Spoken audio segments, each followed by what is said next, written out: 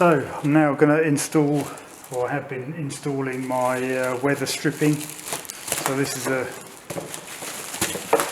strip of rubber that goes all the way around the door frames.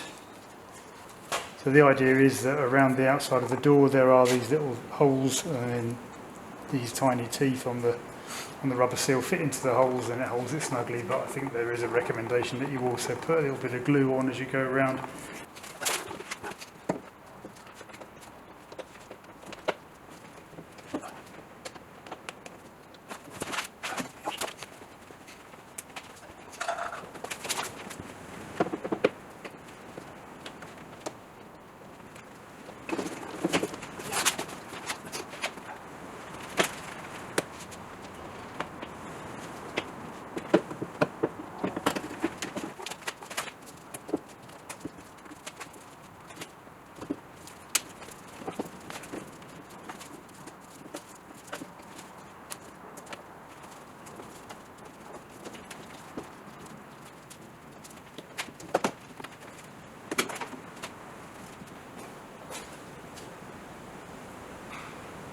Okay, I think we're there. So I'll just quickly go over what I'm doing with the some of the interior pieces. So these are the door cards in the car. If you saw the first video, you know the doors in the car had no door cards. It's just bare metal. I did actually have the original door cards, but they were really badly decomposed, pretty much is probably the right word. So yeah, those sort of slowly gone into the bin, but I did retrieve these kind of metal trims that go on the door cards because, well, they're quite nice. They're in keeping with the look of the car. So I always sort of intended to make my own door cards. So what I've got here is the shape here is made out of hardboard like this. Nothing fancy. The original door cards are literally made out of cardboard, so hardboard is actually a bit of a step up. Over the top of that we've got some sponge like this sort of thing. So there's a layer of that. That's, what is that? It's probably about 5mm thick, I think, that sponge. Then on top of that I've got this kind of faux leather stuff that's sort of vaguely in line with the colours of the car. So that then goes on top of that. So what I end up with is this kind of nice spongy, sort of relatively plush feeling finish is the hope. So yeah, once I've cleaned up these chrome strips, stainless steel I guess they are, strips, and straightened the teeth out, I'll then punch holes in the joins between the two types of leather. And then what I should end up with is something like, I've done one of the rear door cards is that. So looks pretty swanky. I have put holes in the hardboard. I need to punch it through the leather for all of the door handles and the window winders and stuff like that. Once that's in place, I should better just screw these to the metal of the doors. Yeah, that's the plan. There's also a few other little bits in the car that also need to be upholstered in a similar way, so I need to make sure I do those too, but the door cards is definitely a big part of it. So there we go, that's where I'm up to with the interior.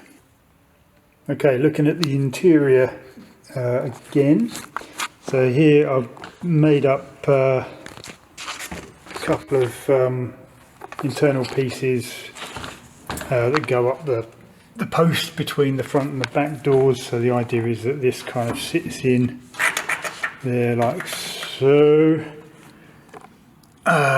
with little clips in the back that clip it in, but before it goes in it needs to have the windlace attached to it, which this stuff, so that needs to kind of be attached to the edge of that, so when it's snapped into place you end up with this kind of like insulation. It's a nice piece of edging as well, I guess. So yeah, that is around all of the door frames. So yeah, the reason for doing this now is I need to get the windlace in before I can put the roof in, because the windlace tacks into the tack strip, so it's stapled into all of this, and then the roof goes over the top of the whole lot. So then the headliner fits over the top of the whole lot. So although I am ready to put the headliner in now, I can't do that until I've got the windlace in, and I can't get the windlace in until I've got these in. So yeah, there is a process. Okay, so there we go. The side pieces are in, the windlace is in. I haven't put it in fully at the front. That needs to be sort of tucked into the bodywork a little bit, so that's a job for another day. But yeah, the windlace looks really nice. You see how it appears down the door trim, so when you close the door it should fit nice and snugly. There's a few little loose threads there. It should fit nice and snugly. Okay, let's see where we're up to now. So what I've done since the last post was I've put insulation up in the roof. I wanted to get that in like a day or so in advance of putting the headliner in, because I wanted to make sure this stuck to the metal nicely. It does seem to have done that, so I'm quite pleased with that. So yeah, the next stage that I'd like to tackle is getting the headliner in. This is the new headliner. So basically it's a piece of material that goes up in the ceiling. There are, over here, there are a load of these metal bows that need to thread into these little sections here. So they provide a bit of structure for the headliner. So these are the original bows that were in the car. They were sort of rusted, but all still in situ, oddly. So I took those all out, I've rubbed them down, there's no rust on them at all anymore, and I've painted them all. So hopefully they're as new. So yeah, basically I need to start threading these bows into these little pockets and then start to get it up into the ceiling. So we'll see how easy or hard this is. So before I get to put the headliner up, I need to install these headliner retaining strips, which are sort of thin pieces of metal, like so, with some rather nasty metal teeth on the backs of them. So the idea is you put the headliner up and tuck it underneath and the teeth grip onto it. So these are the original headliner retaining strips. I've doused them in rust converter, and I need to make sure all of the teeth are poking out nicely, so this one needs a bit of work. Yeah, so those go up first.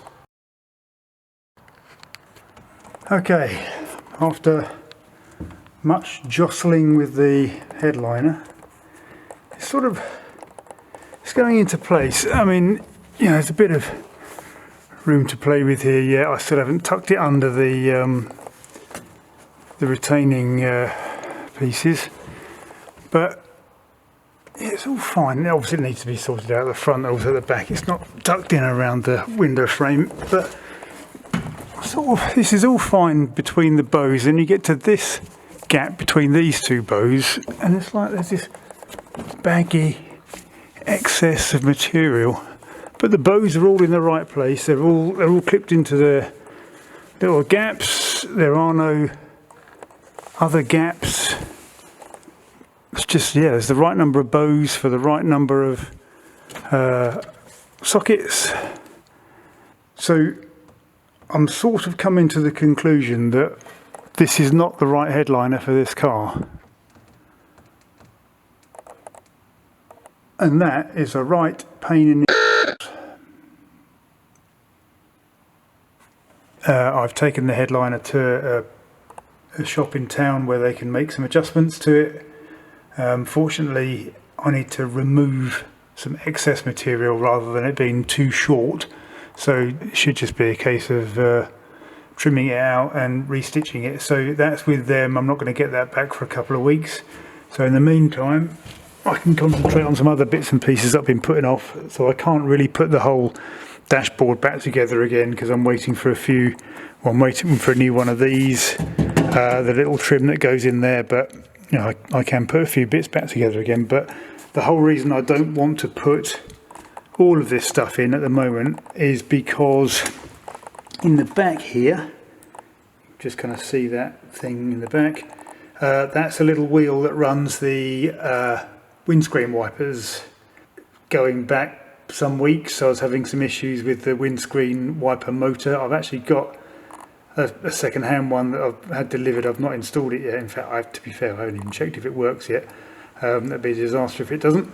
But let's be optimistic. Let's just see my bung it in, and it does work. I do know that the left-hand windscreen wiper is connected to the motor through the cables, but the right-hand one is not, because the cables, of course they've snapped. So there's a sort of a free piece of cable here that should not be free. And this is a job that I think everyone who's posted about this online says it's sort of borderline impossible because it's so fiddly and you can't get to this bloody wheel here. Ideally you take the whole thing out, but I think to do that you'd end up having to dismantle the whole sort of firewall at the front of the car, and yeah, people just don't do it.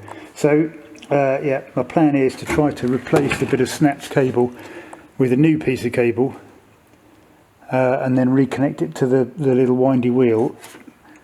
Sounds straightforward. It won't be. Okay, so I don't know how well that's showing up, but after a lot of fiddling around, I've got both cables set up. So hopefully now, if I just, because I don't have a motor in there as yet, if I turn the little knob, you can see that one's moving, and that one's moving too. Right, next little job. This is the trunk lid. I'm purposely keeping it off the car at the moment because that's going to be much easier to get to the back window, or when I put the back window in, it'll be much easier if I can stand in the boot. So yeah, with this I also want to put this weather seal, rubber seal all the way around the boot, so that sort of needs to be glued and stuck as I go. Okay, I'm about a third of the way done. So far so good. This rubber weather strip adhesive is disgusting stuff, but I think it's probably very good. It does dribble a little bit. I'm going to have a little bit of a clean up job to do here, but yeah, yeah, so far so good. Okay, so that is it. That's the lot. Definitely got some of the adhesive in places that it shouldn't have been, so that's going to be a little bit of a clean up job for me. But yeah, that adhesive is disgusting stuff, but I think it basically forms part of the rubber seal when it's done, and I needed to join the two ends together at the top here, so I've used the same rubber adhesive to join those, so hopefully it will be a continuous seal. Yeah, so anyway, I'm going to leave that now and take the tape off, you know, on another day, and hopefully that's all nicely stuck down.